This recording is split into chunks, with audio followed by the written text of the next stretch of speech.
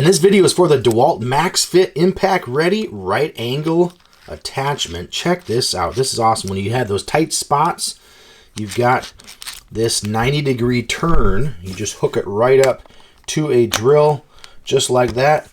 And you can see that even when I spin this right here, it's going to spin right in there. So you can put a drill bit, you could put in a Torx head, a Phillips head, whatever you need, but you'll get into those small spaces. Let's check out what it would look like in a real live situation. So installing deck rails and trying to get this screw into the bracket right here. It's just a little bit too tight.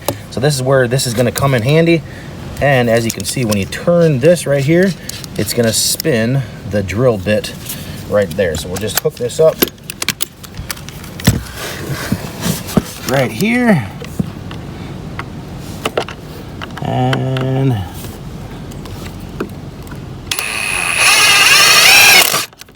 make sure you're holding it so it doesn't spin out.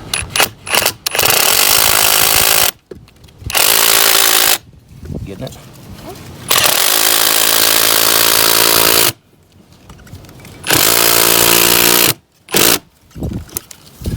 So without this tool right here, there's no way I'd be able to get a drill in there.